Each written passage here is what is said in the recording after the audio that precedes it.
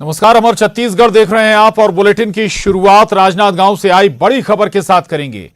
BJP प्रदेश प्रभारी ओम माथुर के बयान पर सीएम ने पलटवार किया है। बीजेपी प्रदेश प्रभारी ओम माथुर कंफ्यूज हैं, ये कहना है सीएम भूपेश बघेल का। तो ये बड़ी खबर है राजनांदगांव से। बीजेपी प्रदेश प्रभारी ओम माथुर के बयान पर मुख्यमंत्री भूपेश बघेल का पलटवार। सीएम भूपेश बघेल ने बीजेपी प्रदेश प्रभारी ओम माथुर को कंफ्यूज बताया है। तो दरअसल हाल ही में जिम्मेदारी संभाली है प्रदेश प्रभारी ओम माथुर ने। प्रदेश बीजेपी प्रभारी के तौर पर ओम माथुर छत्तीसगढ़ पहुंचे हैं और लगातार सरकार को भी निशाने पर ले रहे हैं। और उन्हीं के बयान पर अब पलटवार किया है मुख्यमंत्री भूपेश बघेल ने।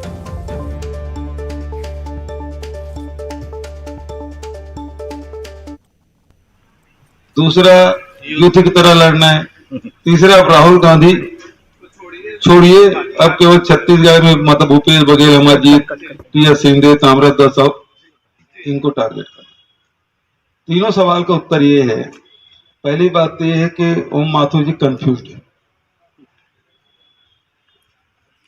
यदि दोनों तीनों बयान को देखेंगे तो ये स्पष्ट हो जाता है कंफ्यूज है। एक तरफ बोलते चुनौती नहीं, दूसरा बोलते युद्ध की तरह लड़ना है। तो जब चुनौती नहीं तो युद्ध की तरह क्यों लड़ोगे?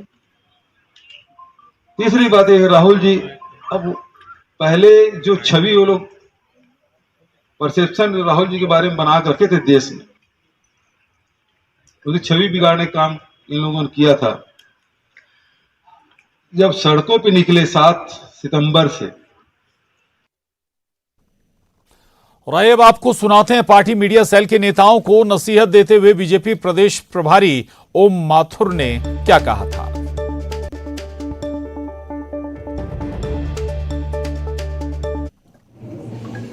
हमको टारगेट विधानसभा करनी है। छोड़ दीजिए पार्टी का नाम, छोड़ दीजिए, विधानसभा टारगेट करिए और वहां कम से कम एक दो दौरे भी करने पड़ेंगे आप लोगों को।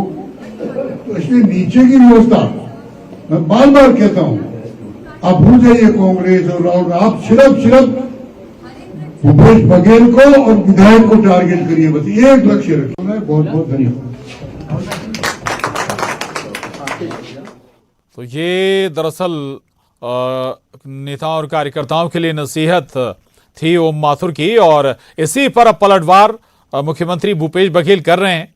ओम माथुर का कहना था कि भाई विधायक को टारगेट करिए, मुख्यमंत्री को टारगेट करिए और भूल जाइए कांग्रेस को। इसके अलावा कुछ और जो बयान थे ओम माथुर के, उन पर पलटवार किया सीएम भूपेश बघेल ने। और देवव्रत न्यूज 18 संवाददाता हमारे साथ रायपुर से जुड़े हैं। देवव्रत, जाहिर है कि अगले साल चुनाव है तो अब ये सारे बयानबाजी चलती रहेगी, आरोप प्रत्यारोप भी चलते रहेंगे। स्ट्रेटजी बीजेपी बना रही है, लेकिन इस स्ट्रेटजी को भी अब कंफ्यूज बता रहे हैं। ओम माथुर को कंफ्यूज बताया है सीएम ने। सीधे तौर पर जवाबी हमला दिया है, या यूं कहे कि पलटवार किया है ओम माथुर को लेकर के। उन्होंने कहा है कि ओम माथुर कंफ्यूज हैं, क्योंकि उनका जो बयान है, जब वो छत्तीसगढ़ पहुंचते हैं तब वो कहते हैं कि कांग्रेस से किसी भी तरह की कोई चुनौती नहीं है, हम परमानेंट छत्तीसगढ़ में सरकार बनाने जा रहे हैं। इसके बाद कार्यकर्ताओं को, अपने पदाधिकारियों को ये नसीहत देते हैं कि तैयारी जो है वो युद्ध स्तर की होनी चाहिए।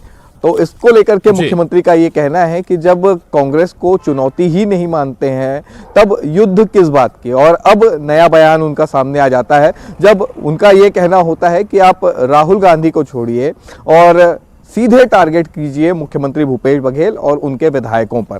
तो यहाँ पर टारगेट जरूर मुख्यमंत्री भूपेश बघेल हुए हैं, लेकिन साफ तौर पर अब तक जो ओम माथुर यहाँ पहुंचते उन्होंने इनकार किया था कि किसी भी तरह की कोई चुनौती यहाँ पर कांग्रेस के पास नहीं है। लेकिन उनके इस बयान से ये समझा जाता है कि सीधे साफ तौर पर इस वक्त बीजेपी को जो सबसे बड़ी चुनौती दिखाई दे रही है वो है मुख्यमंत्री भूपेश बघेल। और इसलिए तमाम जो कार्यकर्ता हैं या मीडिया विभाग के जो पदाधिकारी हैं उनको ये नसीहत दी गई कि आप अपना फोकस तैयार रखिए। अगर आप फोकस्ड हैं और जी। सीधे तौर पे मुख्यमंत्री और उनके विधायकों पर टारगेट करते हैं तो 2023 जो है वो आपके कब्जे में होगा। तो एक तरह से यही रणनीति शायद जी। बीजेपी ने बना करके रखी हुई है कि क्योंकि आने वाले समय में 1 साल में के भीतर चुनाव है और इस दौरान किस तरह से सत्ता पक्ष पर फोकस किया जाए, उनको टारगेट बिल्कुल, किया बिल्कुल, जाए अब और सत्ता हर पक्ष को विधानसभा कैसे वार मुद्दे टारगेट उठाए किया जाए। जाए और शायद यही एक बड़ी जिम्मेदारी देकर भेजा भी है ओम माथुर को बीजेपी आलाकमान ने।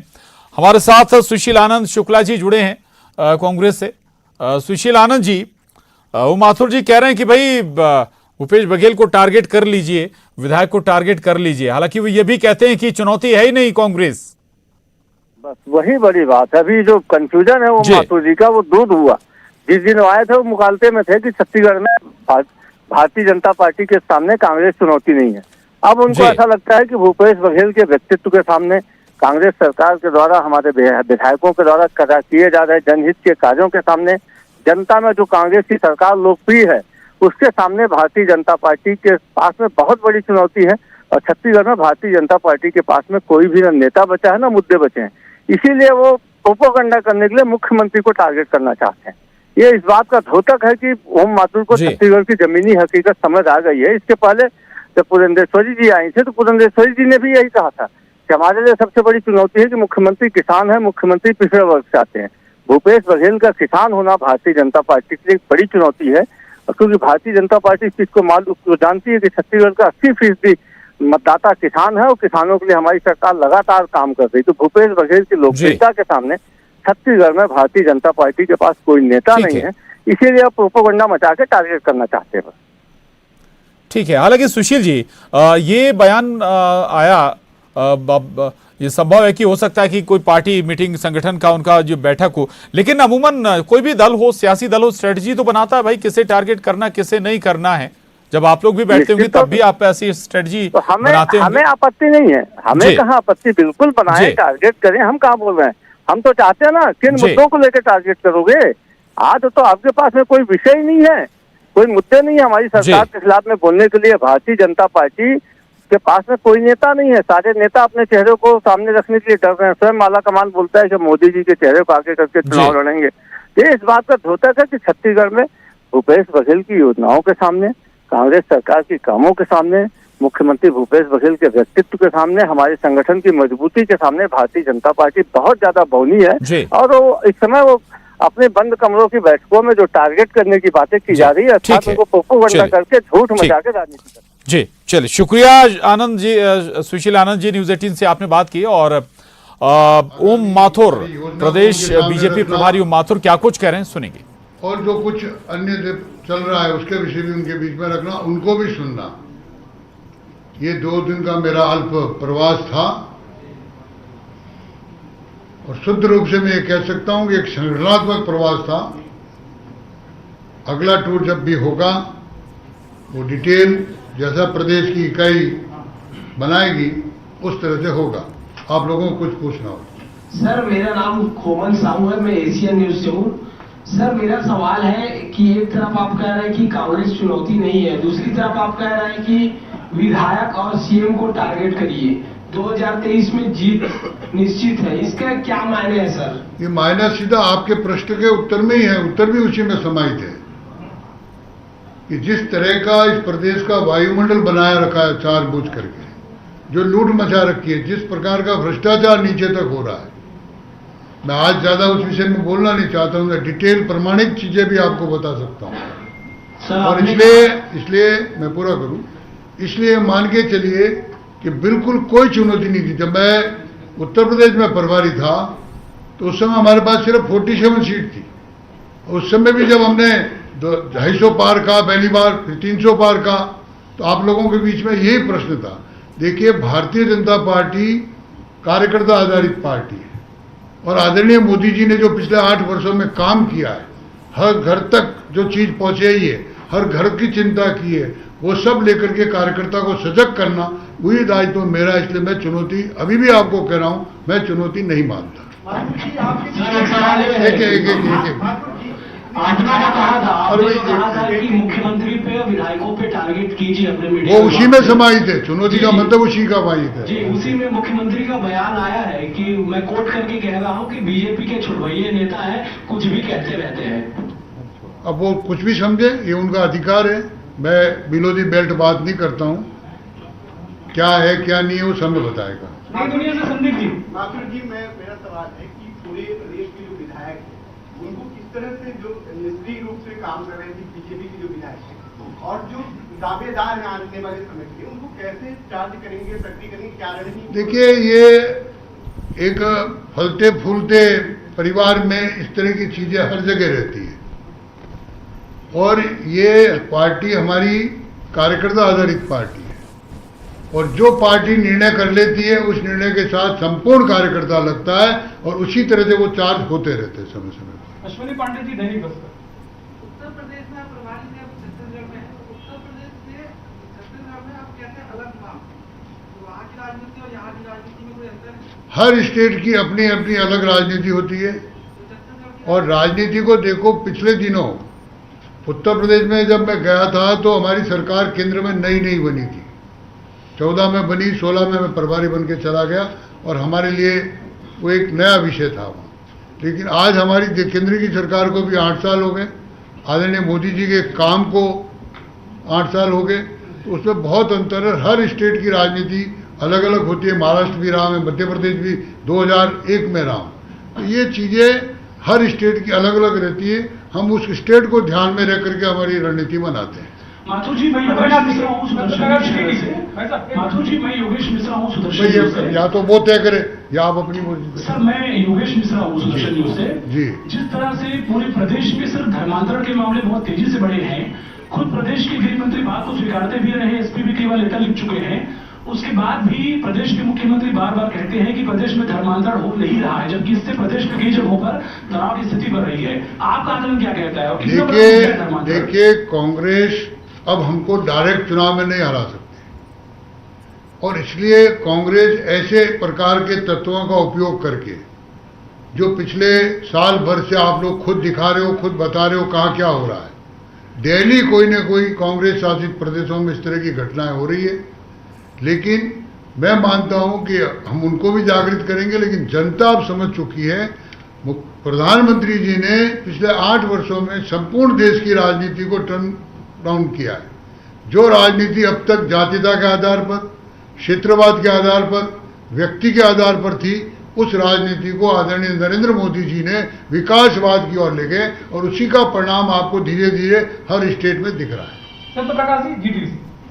माथुर जी, मेरा सवाल ये था कि 2018 विधानसभा चुनाव के बाद 2-3 दफे प्रदेश प्रभारी बदले, जब जब नए बने अलग अलग सूत्र देकर, अलग अलग सूत्र वाक्य देकर गए, उसमें कितना खड़ा उतरती अभी बीजेपी दिखाई दे रही है? सामने चुनाव है, ये तो समय बताएगा आपको। और सूत्र एक ही होता है और ये पार्टी की व्यवस्था है, किसको किस काम में लगाना वो अलग अलग व्यवस्था होती है, लेकिन ये सब जानकारी आपको समय समय पे मिलती रहेगी। राजेश मिश्रा जी, आईबीसी। इसके बाद दामिनी जी। सर, अभी तक आपने जो बातचीत की, लोगों से सबसे बातचीत हुई, क्या लग रहा है पिछले चुनाव की हार की वजह क्या थी, क्या नजर आया आपको? मैं पिछली बातों को याद नहीं करके अगला टारगेट क्या उसकी ओर ज्यादा ध्यान देता हूं और पार्टी पूरे मूड में है कि 2023 में ऐतिहासिक बहुमत से सरकार बनाए और इसी मूड में मेरा काम है लगाने का सबको। दामिनी जी, बंसल।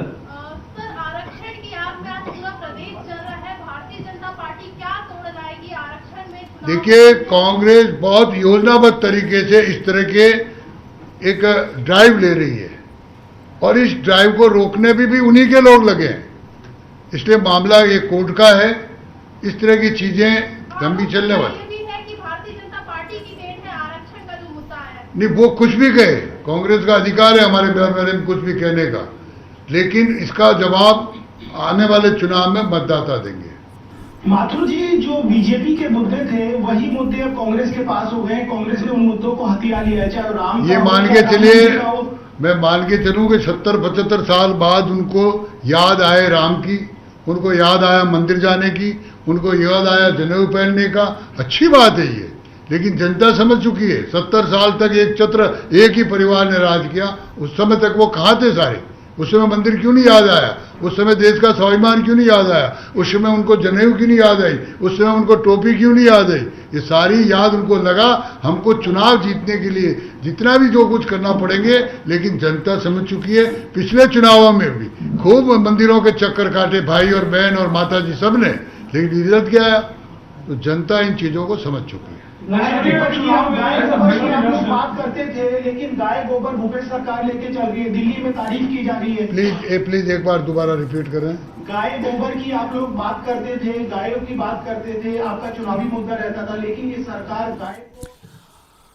तो प्रदेश बीजेपी प्रभारी ओम माथुर को सुन रहे थे आप पत्रकारों से बातचीत करते हुए। अगली खबर का रुख करेंगे। खबर राजनांदगांव से है, बड़ी खबर है। मुख्यमंत्री भूपेश बघेल का रमन सिंह पर हमला। रमन सिंह मुझे कुकुर बिलई बोलते हैं।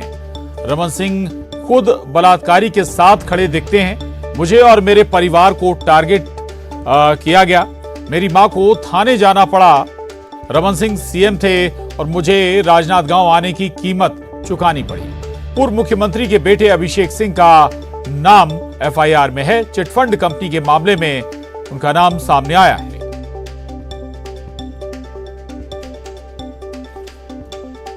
तो राजनांदगांव से ये बड़ी खबर है, जहां मुख्यमंत्री भूपेश बघेल ने पूर्व सीएम रमन सिंह और उनके ऊपर कई गंभीर आरोप भी लगाए हैं। उनके बेटे का नाम लेकर भी जिक्र किया है कि एक मामले में उनका बेटे का नाम चिटफंड कंपनी के मामले में सामने आया था। और राजनांदगांव से बड़ी खबर, सीएम भूपेश बघेल का बड़ा बयान। विकास कार्यों को लेकर जनता के बीच जाएंगे। विधानसभा चुनाव में विकास कार्यों को लेकर जाएंगे। राजनांदगांव के दौरे पर हैं सीएम भूपेश बघेल। तो ये बड़ी खबर है। मुख्यमंत्री भूपेश बघेल राजनांदगांव दौरे पर हैं और उन्होंने दावा किया है कि विकास कार्यों को लेकर ही जनता के बीच जाएंगे। राजनांदगांव के दौरे के दौरान ये बयान। और मुंगेली से बड़ी खबर है। लोरमी जनपद पंचायत अध्यक्ष की कुर्सी बची है। अविश्वास प्रस्ताव पर मतदान के तय समय तक कोई नहीं पहुंचा और अविश्वास प्रस्ताव पारित नहीं हुआ। कांग्रेस कार्यकर्ताओं ने आतिशबाजी की। कांग्रेस की मीना पाटले हैं जनपद अध्यक्ष। ये बड़ी खबर है मुंगेली से, जहां दरअसल आपको बता दें कि लोरमी जनपद पंचायत अध्यक्ष की कुर्सी बच गई है। अविश्वास प्रस्ताव पर मतदान के तय समय तक कोई नहीं पहुंचा और अविश्वास प्रस्ताव पारित नहीं हो पाया। कांग्रेस कार्यकर्ताओं ने इसके बाद जमकर आतिशबाजी की। कांग्रेस की मीना पाटले जनपद अध्यक्ष हैं।